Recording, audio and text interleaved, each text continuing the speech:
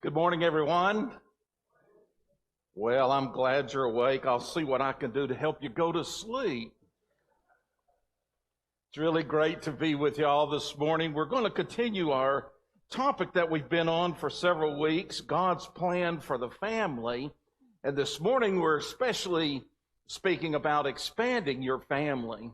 Now, I asked the pastor why he chose that topic for me, and he said, well, you've got the biggest family in the church. You might as well go ahead and speak on how to expand the family. So we collaborated together on this message today. So the good points I did, and the bad points, no, I'm teasing, folks. It's a joke. I was sitting there watching this morning. I wish everyone had the privilege that I do to sit on the front row and watch the choir point fingers at you like, you better get over quick. You better be done. Really, some of them I'll play the bells in, and I'll remind them I stand behind them when we're practicing this afternoon, so I'll get them back somehow. But anyway, no, it's really great. Did you enjoy the choir this morning? Give them a hand clap again. Wasn't that? And our musicians, Pastor Eric, who's been doing this. When we came, we thought it was we weren't sure, and I kept thinking when people would talk about Eric, who they were talking about. I didn't know if they were, and then I found out we have two Erics in the church, and both of them are our pastors. So I thought, so what would I do? Call it Pastor the Great, and then Eric the Lesser, or Eric the Great. So I was trying to do it. Then I thought, what if I call him Eric the Great and Eric the Greater? And so I was trying to figure out how to do this, and there was no easy way to do this. And I just thought it was a horrible thing of fate that we would have two pastors Eric when you're trying to figure out the church. And now I've got it all figured out. They're both a little silly. No, I'm just teasing. We're talking about family this morning, and I thought, I needed to have a great story to tell you about family. And so I want to tell you, just so everybody knows, I have the smartest grandson of anyone. I wanted to just settle that down before, I didn't want there to be any controversy or anything like that. I thought I'd just get it out in the open in the beginning so that you would know my grandson Brogan is the smartest grandson there is. Because when I walked out this morning and just before we came to church, and I said, well, fella, how do I look? He said, I don't like it. And I said, what's the matter? And he said, I don't like the tie. He is the smartest grandson there is. Let me tell you, he knows that you shouldn't be wearing a tie. So that brings us to the theme verse that we have this morning, for the series that we have, and that's Proverbs 22:6. So I'm training him up the right way. Proverbs 22:6 is train up a child in the way he should go, and when he is old, he will not depart from it. So hopefully he'll never wear a tie ever in his life. I had this theory at work when I was working there for the college, and we had to go to different things, and people would say, Howard, you just look so uncomfortable in the tie. Well, number one, have you ever tried to put a tie on a bobblehead? When you're, there's no neck. You just have to kind of button it right around your chin or whatever, anything like that, and you put this tie on. And I have this theory that women design ties. Probably because some man somewhere designed pantyhose. I don't know, but I think it was in retribution for what was designed years ago, so that's the way it is. So anyway, that's us a little bit today. Today we're talking about expanding our family, and as we were talking about expanding our family, it's all of us and how we're going to be involved with it. And I was thinking about that concept about expanding our family, and it's really a design that God has made, and he speaks to all of us as if we were artists as part of being that. And and I'm going to explain this just a little bit, but I want to talk to you a little bit about the artists that I have been able to see. And I've seen some beautiful artists. I love music and poetry and writing, but there's some artists that they just fascinate me because I can't do it. I can't do it in any way. And those are the ones that are painting or that make sculptures. And I don't know if you've ever had the opportunity to watch someone when they're in the process of either painting, and maybe some of you are painters, or someone who's able to do art. Now, my wife is an artsy person, and she's tried to do the best she can with me, so don't fault her for this. But she's trying to be she's an artsy person, and I love watching the different things that she can do. I can't do that. I don't even color inside the lines. I was talking about my grandson. I have 2 grandsons. But my 5-year-old, he was coloring this picture, and I thought, how beautiful. He could do I never could do inside the lines. I mean, I failed at coloring, like in kindergarten, in the 1st grade. It just, Howard, what's wrong with you? I don't know. I just couldn't stay inside the lines. I didn't realize that's the way it was going to be outside in life. They have these lines that are drawn, the barriers we're supposed to do. I still can't stay inside of them. So it was foretelling of what was to come. But anyway, I can't draw inside the lines. So I'm fascinated to watch these. And I watch different kinds of people, and I've been blessed to do that. In Wisconsin and Michigan and Minnesota, I've had the opportunity of watch people take a block of ice and make ice sculptures. It is one of the most fascinating things that I've seen. And I've seen them where they use chisel and hammers, or sometimes where they've used saws, really chainsaws, and they've carved these things. And it is amazing to me how they could do that. Or down in Florida, I have watched when we've traveled down to there, or out on the beach in California, when people have made sculptures out of sand. And they go to make these elaborate things that I have seen, castles or people or things like that. I remember one year, and it was in December, but we happened to be down in Florida, and I was walking out on the beach, and somebody had formed a sleigh with Santa on the sand. And I thought, and it was like life size. So this wasn't any small feature. And that was amazing, only to be wiped out by some hurricane or something like that. But anyway, I've watched wood carving, and that is also amazing. And whether it was in Gatlinburg or in Winterville, we had someone had taken a chainsaw, and it was a dead tree, and they wanted to keep the tree itself, so they cut off the top of it, and they made this artistic work with a bear, and I think it was a raccoon, and maybe a fox or a wolf or something that was carved in this tree.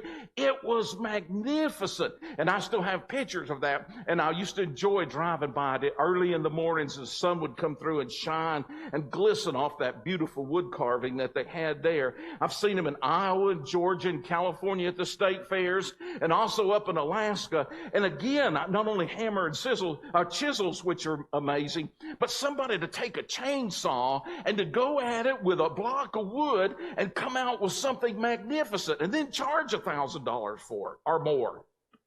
I couldn't afford to do it. I'd probably drop it and break it before I got it home, so I don't even have one. Iowa.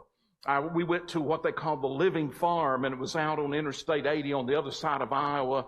And we went up there, and there was a lady that was working a pottery table with her foot. She did it. It was an old-time farm, and the way they did it, and the whole farm, they call it the Living Farm, but it's done the way they used to. They still plow with horses out there and everything, but it's this beautiful place to go and visit. And she was working these paddles with her feet and getting this thing to turn, and I was watching her as she shaped the pottery with her hands.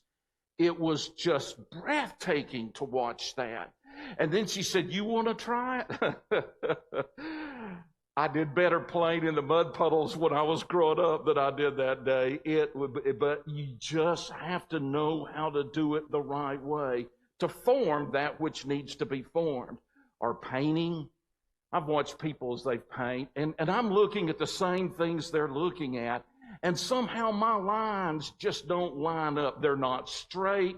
I see it, and it looks like I could do that, but I just can't do that. But I've been up in Quebec where several people were sitting out in front of the structures there, or New Orleans, or in Athens, Georgia. Let me tell you about the one that I saw in Athens, Georgia. His name is Michael.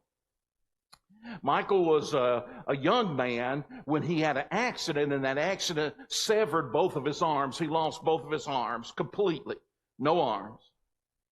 And he was laying in bed, and he was in a bunk bed, he said, and I was talking with him, and I've seen him on several occasions out there and talked to him about the things that he did. But while he was out there, he said when he was drawing there, he'd put a piece of paper underneath the bunk bed, and he'd put a pencil in his mouth, and just one day he was doodling, and then he started drawing things, doodling, laying on his back. And so his brother said, hey, if you could do that, they bought him some tablets and things, and our family members did, and they got him some markers, and then he started drawing. And he draws some of the most magnificent things that you can believe, and it's probably the best thing ever that's ever been drawn. Of course, everything he drawn has to do with University of Georgia football dogs. I thought I'd tell y'all that so y'all could know just how wonderful it was, and everyone would only hope to own one of those drawings of the foot of the dogs that they have at Georgia football. And I hope I'm not making some of you uncomfortable. Perhaps you'll get convicted and come to my side. But anyway, he would draw those things. But here's the amazing thing. Now you have to understand, it's just the length of that instrument that he's using, whether it's a paintbrush or a marker or a pencil, and he's down on this tablet that he's drawing, and he comes out with these magnificent things, and the perspective is not that big, yet it's just point on, and people will come and pay several $100s for one of his drawings that he has there, and it's just something to go and see Michael still drawing today. There is something that is important for us to realize. This concept, or this analogy, if you please, of artistic work is also what God wants you and I to do as we expand our families and the life that we work on here on this earth. In our scripture verse this morning, in Matthew chapter 12, verse 46 through 50, this is an account of Jesus and some things that he had to say. It says, while he, meaning Jesus, was still speaking to the people, behold, his mother and his brothers stood outside asking to speak to him. Now, let me just stop there and say, scholars differ on who this really was. Some say this was Mary, and then it was his brother. Some say, no, he didn't have brothers, and there's no account of that. So they believe that this word would be better translated family or extended family somewhere. So we're not really sure what is being implied here. Remember, this was written in Aramaic and then translated into Greek and then translated into English. So we're trying to get all these words put there the way that we want, or the way we think they should be. So I'm not going to argue the fact whether this was Mary and his brothers or whether it was just other family members. But anyway, here's the account that they have. While he was still speaking to the people, behold, his mother and his brothers stood outside asking to speak to him. But he replied, who is my mother and who are my brothers? And stretching out his hand toward his disciples, he said, here are my mother, and here are my brothers, and whoever does the will of my Father in heaven is my brother and my sister and my mother. Now, I don't for an instant believe that Jesus was disrespecting his family, whether this was his mother and brothers or whether it was cousins or whatever you want to call them. I don't believe in one instant that Jesus had disrespect for them. I think he was using that to remind us that we are a family. The people we walk through life in are part of our family. And sometimes we forget how important it is to care for our family and the responsibilities and that we have as Christians to help take care of our family. And as today, as I'm going to be talking to you, to help mold our family. One of the first classes I had at UGA when I was down at the University of Georgia, while I was there working on my doctorate, was in adult human development. And the professor asked us that day. Now, we'd had an assignment where we had to read several hundred pages prior to class, and this was the way it was each class. And they were asking us what our theory of human development was. And I'd read the theories that they had given us, and there was just a slew of theories that we were going through, but I had no idea what my thought of human development was. Now, I knew that God was part of our human development, but beyond that, what kind of thing were they saying? What shaped us in life? What made us the way that we are?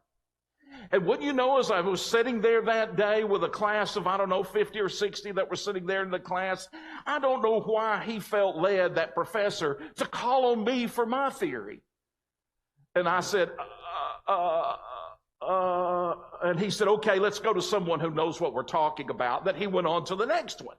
That was my experience in school, probably throughout my education. But anyway, I was really struggling that day with come up with a concept. And later I went up to apologize, and I said, I read everything like that. And he laughed, and he said, all these people, he said, listen to what they had to say today and watch them after they finish their studies and see if that's truly their theory. They just picked one they liked that morning.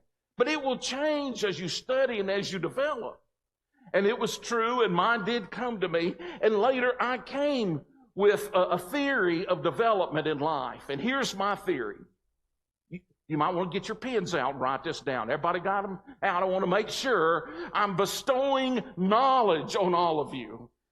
Okay, nobody's getting a pen out. Anyway, if anyone want to borrow mine? No, never mind. Here's my theory of human development. Every event and every relationship we encounter in life make us who we are. Every event and every relationship we encounter in life make us who we are. Now think about this a minute. Take away an event in your life, I don't care good or bad, and you're going to be a different person. Take away the relationships that you have and that you encounter, whether good or bad, and it makes you a different person. And it's important for us to realize that each encounter we have, what we take away from that. Now, my wife will tell you I'm over analytical. And it's one of the, in getting into graduate school, that was one of the things. I didn't do so well in English and math when we had those tests and that and what you have to do to get in school. But when it come to analyzing things, I scored the top. Because I analyze everything, and I overanalyze everything. And then I reanalyze what I analyzed that I analyzed. And she gets tired of it. After a while, she says, just let it go. You can't change it. But I'm still trying to think if I ever encounter this again. In other words, at 3:30 in the morning, if I'm ever driving across the state of Washington near Seattle, I want to know exactly how I'm going to approach that again. Now, what's the likelihood at 3:30 in the morning at this age I'm going to be driving across the state close to Seattle? It'll never happen. But you see, I'm thinking about it. Should I have passed that car? Should I not have passed that car? That truck was sitting over here and it was getting ready to get off. I think about these things. It's crazy, and it'll drive you crazy. And imagine living with somebody who does this kind of things. She's crazy. Hey, don't laugh at me. She married me. She knew how I was. I didn't change any. I've been this way all my life. Anyway, she's crazy. 3 concepts of artists and ways that you can apply your artistic work that God has instilled in you that I want to talk about this morning. And the first one, and when we think about the concept of expanding your family, I want to know if you've expanded your family in the community. I interviewed some men and women, 10 or 15. This was about 2001, 2002, somewhere around in there, for a position that I had. And we were going through a tough time at that time. It was just prior to the Great Recession that we had, but companies were already beginning to close. And so I had a slew of people that were high executives that were applying for these positions. And I thought, boy, this is exactly what I want. So I called them in to interview them. And one of the things that I wanted was, how did you give to the community? How did you reach out and help those around you? What did you do to make a difference in the lives of individuals? Now, these people were executives of big companies. And I thought, surely they had some great things, because it was important with the at-risk kids that we were working with and that they were going to work with, or at-risk adults that they would be teaching. I wanted to know how they were going to train them to give back to the community. The first one, the second, third, fourth, fifth, all the way up to the 12th, 13th, or 14th, ever how many I interviewed, I got the same answer each time. Nothing. I just worked. I just did my job. Well, in some way, like going with your kids to ball games, were you like an assistant coach or a coach, or did you help with the music that they had to do? Did you, like in Sunday school, did you teach a class or something like that? In some ways, how did you give to the community? And these are people who were in their mid to late 40s or early 50s who had, they had lived their life. They were successful in everything but the way they were going to give to others. None of them identified with any way that they helped in the community. I was fortunate enough for growing up here to have a lot of people that impacted my life when I was growing up. We had band when I was in school and music, and let me tell you, it was something. We had practice in the evenings, practice at summers, practice on the weekends, and then we'd go out and we'd be doing all this thing. And there was this director who had invested in me and the others that were there, and that was really something. Mr. Ball is here, and to be able to sit in Sunday school and listen to him talk again is really a blessing. One day my wife and I were talking about it, and I said, isn't that something? I had him when I was in high school, and I had him now. She said, he's just trying to fix the mess he created when you were younger. No, she didn't say that. She didn't say that. But what a blessing to have that now. But to have somebody that would invest in me. There were sports and people when we did recreational sports and stuff who gave of their time for me to be able to go down and participate and to play. And not just band, but there were other things. Youth choirs and choirs at church. There was junior achievement. I would go down to junior achievement down in Chattanooga. And there were business people from different companies that would come and work with the youth and help us create a product and develop a business for that year that we were working with them. And mine happened to be at one time was Dixie Yarns, and lo and behold, after I graduated high school, I went to work for Dixie Yarns for a year. And construction had gone south, and so Dad needed to lay somebody off. The only job I ever been fired on was from my dad. It was tough growing up working for a man-owned company. Anyway, so I went to work for Dixie Yards, and that was amazing to be able to go down there and work for those people that had worked with me as a youth. There was a place called Indicunaga, and one of the churches had bought a home and redid that home down in Chattanooga, and that was a place where youth could come, and business people would come in, lawyers and attorneys and mayors, and they would talk to us about different things. They invested their life into what I was doing and others that were there. And then we went down several times and visited the boys. Well, at that time it was the boys club. Now it's the boys and girls club. But we would go down in Chattanooga. I think it was over by Warner Park. And we would go down there. And I'll not forget, it was the first time that I ever saw King Kong. And we were down there, and it was a black and white. I think it was a silent movie, but it was something to watch that I was just mesmerized. And I still remember that even now, 60-something years later, that experience that I had down there. And it would not have happened if people had not invested their lives in me. What are you doing to invest your lives in others? How are you investing your time? How are you becoming a role model out in the community for people who maybe never come to church? What are you doing to impact their lives? What kind of encouragement are you offering? Not just children. It's important to children, but everybody, but especially children. How are you encouraging them? What kind of mentorship?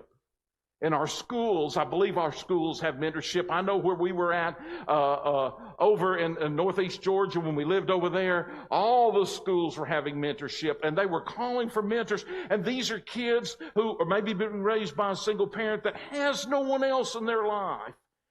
And all it took was just an hour once a week to go and have lunch with one of these kids.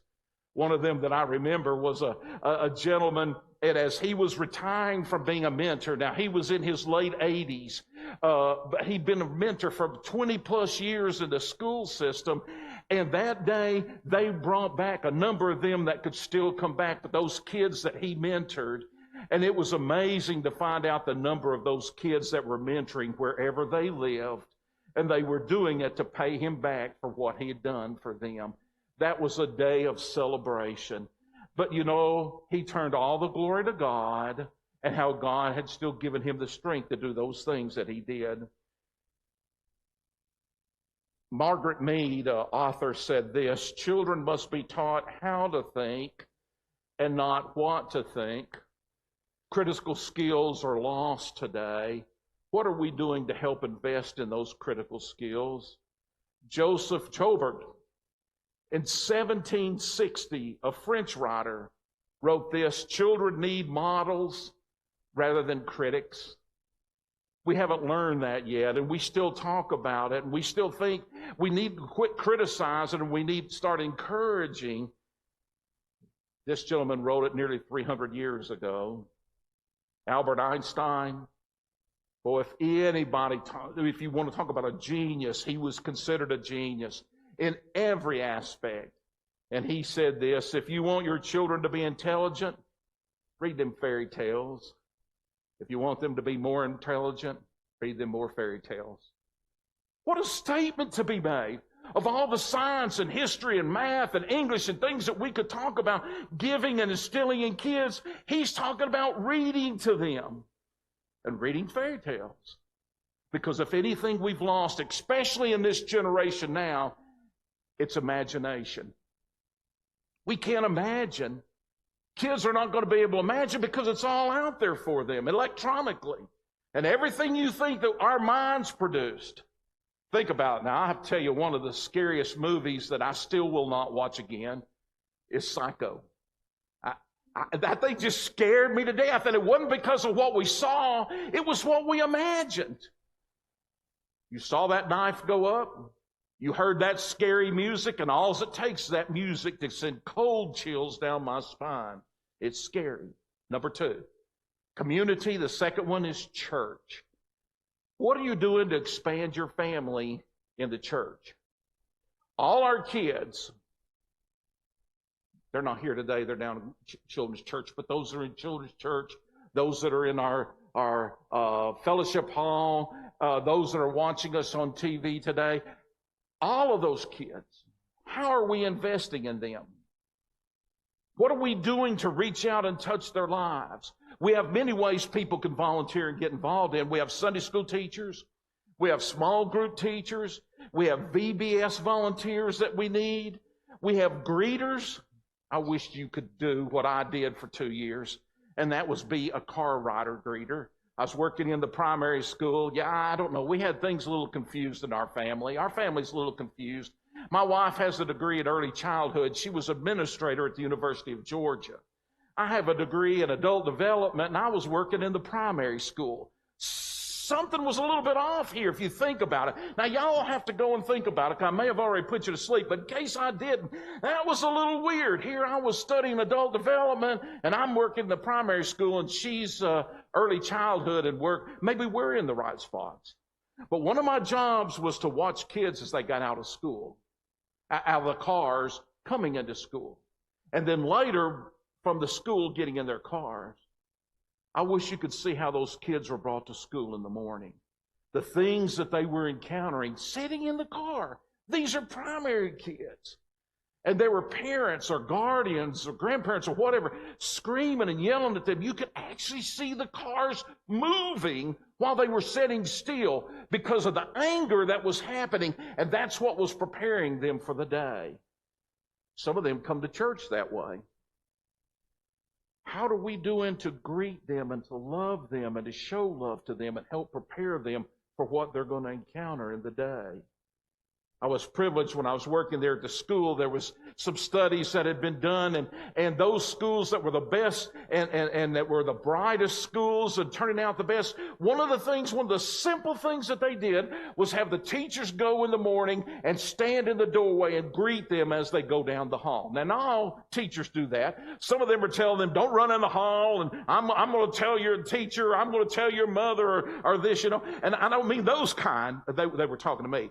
I'm talking about the teachers that were there just to say good morning and sometimes call their name. It might be the only smile that they were going to get and the only greet. How many of you are willing to greet people when they come in? Now, I was sitting here this morning And there was a lot of people that came by, and they would greet me and say, "Are you speaking today?"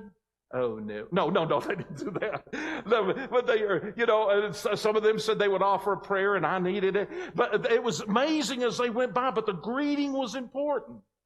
How are we greeting people? Are we taking, when we have opportunities for formally greeting, but there's the informal greetings as well in our church.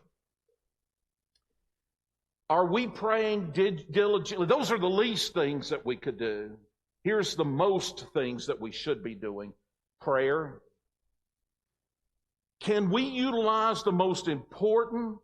And sometimes the people will say the least important. It's not. It is the most important tool or instrument that God has given us to touch lives. Prayer. Are we praying for those around us? Are we praying diligently for our church kids, for physical growth, mental growth, and spiritual growth? All three are important and mentioned throughout Scriptures, all connected together. Our church has an annual Pray For Me, the partners, where 2 or 3 adults will sign up to pray for a student, one of our children for a year. Have you bothered to get involved with that and find out what it's all about? Those are just some of the things that we could do right here. Have we moved from, as I mentioned earlier, correcting people to, and this was the pastor's term, cultivating. I love that.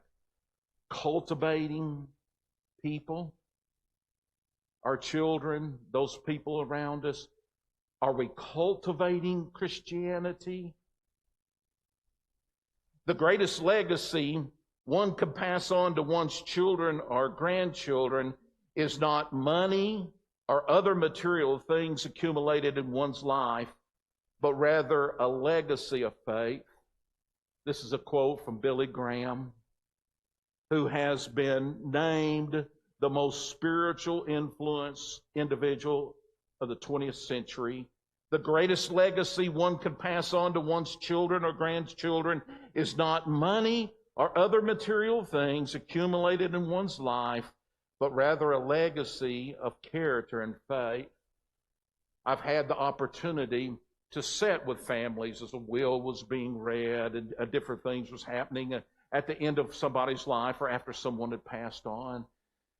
And I never thought about it until I was developing this message, but no one ever said, the greatest thing I could offer to you is the hope that you will know Jesus as your personal Savior. I don't think I've ever heard that in a will. We haven't done ours yet, which we need to do. Sherry, mark that down. Anyway, excuse me for doing my outside honey-do list. We need to do that, but you know what? I think that needs to be the top of the list. That's the thing I want more for my son and for his family, to know Jesus Christ as a personal Savior and to love Him and to serve Him. I think it's the greatest thing we could leave for our kids. Chuck Swindoll said this, and he has the host of and I'm sure you've heard him on the radio, Insight for Living. He's also an author and a pastor and been the president of Dallas Theological Seminary. But he said this, each day of our lives we make deposits in the memory banks of our children. What are you depositing? What is that book, when it's stamped there, is it saying each and every day for our children? And the last one is Dwight L. Moody, who was the founder of Chicago Bible Institute. And 10 years after he died, they renamed it to Moody Bible Institute, which is still going on in Chicago. And he passed away in 1899. So it's been going on for well over 100 years. And he had this to say, and he was a great world evangelist. But he said, if I could relive my life, I would devote my entire ministry to reaching children for God. What a way to look back at our life and see the way that we should invest it. Finally, and I want to do this quickly, but it's the most important in my mind, is expanding your family. That means your family. as mothers and fathers, and we had to change that word. We said mothers and fathers and grandparents when we were in school. Then we changed that to parents and guardians because there were so many people involved and would come out and watch their children to do different things. I'm wondering, how are you impacting your children, whether your aunts or uncles or grandparents or parents? And there's some things that are expected, and I'm not talking about just picking your kids up from school. I'm not talking about just keeping them overnight in your homes. And I'm not just talking about attending the functions that they do, whether they're educational or sports. I'm talking about those other important things. Are we spiritual vessels ready for use by God to be poured out on the children around us at any time? Are we? I have to confess, I have to tell you, there's times I'm the vessel and there's times the vessel has a hole in it, and I have to ask the Holy Spirit to come and patch it up because I'm not ready to be poured out. But I need to be all the time because you never know when those children are going to need us. Do we talk with them about God? I love to go over to my sister's house. There was an argument when we started to move up here. My son moved up here with our grandkids, and they went over to her house, and they come home, and they wanted to go back to Grandma's house. He said, "No, it's Aunt Wanda. It's Aunt Wanda. Don't you know it's Aunt Wanda?" So I was wondering to know who these two stern, independent people were going to win. They call her Grandma.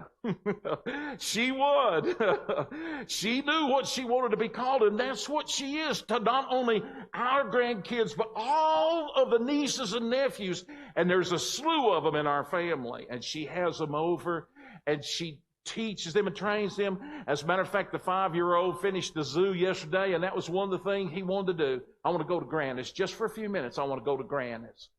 Of course, he talked her out of her Easter basket. I don't know what she's going to do at Easter. But anyway, he come home with her Easter basket gifts. But, they wanted to go see Grandma's. Both of our grandsons do. And all of the nieces and nephews love it. What an environment she has created. And I love the little programs and the skits that she has them do at the house especially when they involve Jesus. That speaks to my heart. That speaks to my heart. Are we spiritual vessels ready to be used by God? Do we talk with them about God? Do we remember the truth behind just as I am? I don't know about you, but I can remember coming to an altar of prayer when they were singing just as I am. And I'm glad Jesus doesn't say, just as I want you to be.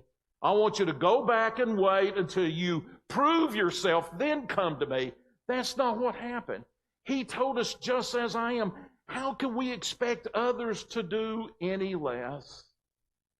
I remember a time we had some, I guess we'd have called them hippies back then, but they were coming to church. And some of the people were discussing it, and I was listening. I was just a kid, but I was taking it all in. Of the people who said, they're not dressing right. They were wearing jeans and cutoffs and things like that. Kind of the way we dress now, but it's more accepted now. But back then it wasn't. There was an expectation of how you were to be when you came to God.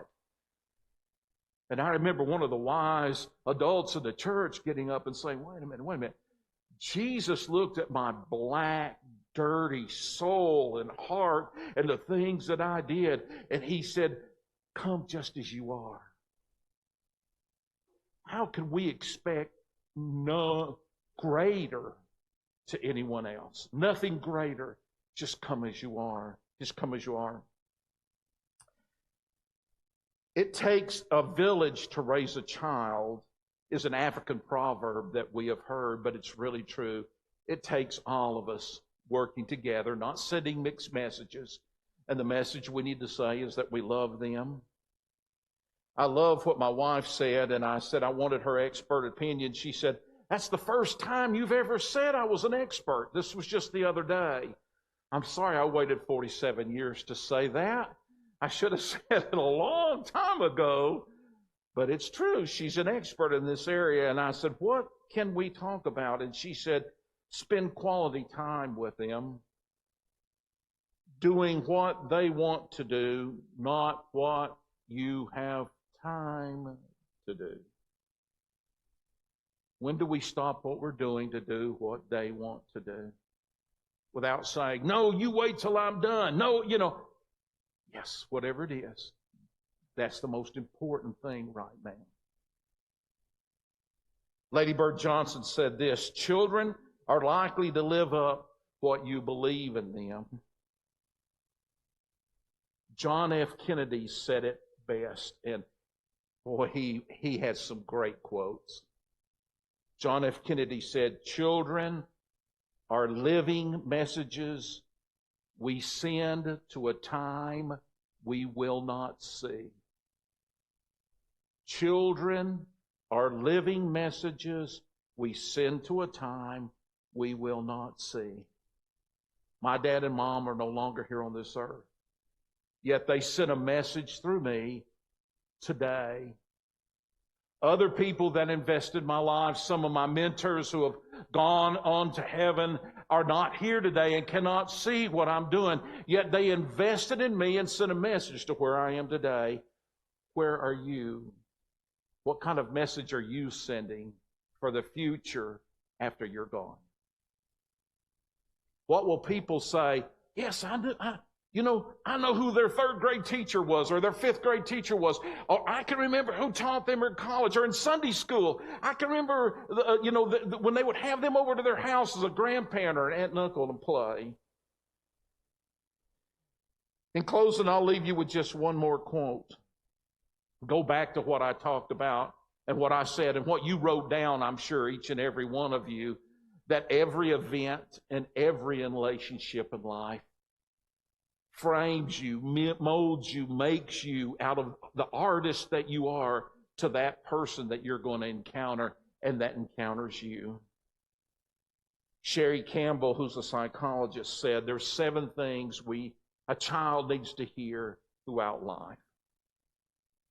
I'm listening.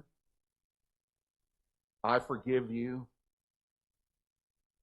I'm sorry. Probably the most difficult for us to say to kids sometimes, to each other, or just to admit that we're wrong. I'm proud of you. This is your responsibility. You have what it takes to succeed. You can do it. And I love you. What are we instilling in our kids? Expanding your family. Thank you.